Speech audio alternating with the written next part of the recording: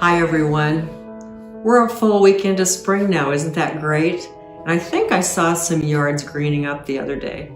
This time of year, it's kind of hard to tell though, because you don't know if they're actually getting green or if it's just wishful thinking. But we know that with some April showers and some warmer days, our yards will start to green up and look much better.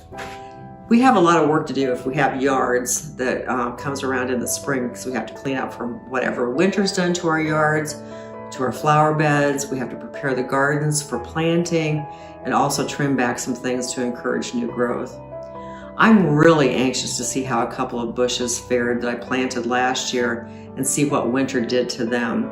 I'm hoping they'll come back even bigger and prettier than they were last summer and into the fall. With our two dogs, Maggie especially, I'll have to make sure she can't damage them in any way with her big puppy exuberance. I love her to pieces, but sometimes she's just like the proverbial bull in a china shop, and she tramples things and walks through places that she really shouldn't be without realizing the harm that she's doing. Which is kind of typical of what we do to ourselves. We often trample and plow our way through life too, and we trip over ourselves and barge into places that we probably shouldn't be crossing into. And in our enthusiasm, we make errors and blunders and try to get ahead of the game and don't really think things through very well. We'd be very well advised to check out some examples of that very same behavior that we find in Scripture. The Bible is full of instances where someone's actions get ahead of their common sense, or someone decides to jump ahead of God's plans and ends up making things far worse than they were to begin with. Sarah, in the Old Testament, desperate to have a child, forced her servant Hagar into a union with Abraham to have a child.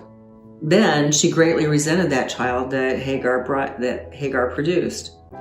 Jacob, younger by seconds, struggled with his twin brother's status as firstborn, and so manipulated their father into giving him more of his inheritance than he was actually due. And even the prodigal son, again, couldn't wait for his inheritance and asked his father for his portion of the family's wealth, squandering it all in a very short amount of time. And throughout the Gospels, we see Peter, impulsive Peter, saying things he shouldn't, jumping ahead of the game, trying to predict what Jesus is going to say or do. And I want you to consider the time that he saw Jesus walking on the water and jumped in to walk towards him. Had he really given much thought to what was actually going to happen? For just a moment, he started walking on the water towards Jesus, but then he became aware of his surroundings and saw the wind-whipped waves, floundered, and began to sink. He took his eyes off Jesus for one brief moment, and that's when he saw the wind. He was afraid and beginning to sink, cried out, "Lord, save me." Immediately, Jesus reached out his hand and caught him. "You of little faith," he said, "why did you doubt?"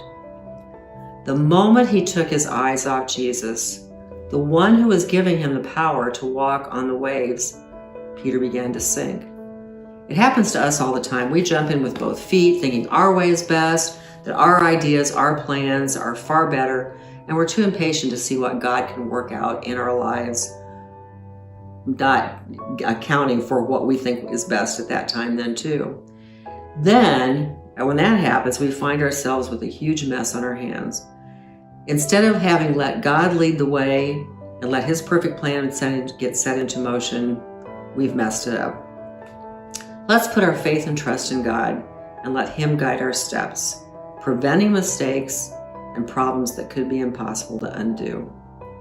Turn your eyes upon Jesus, look full in his wonderful face, and the things of earth will grow strangely dim in the light of his glory and grace. Have a good rest of the day. Bye.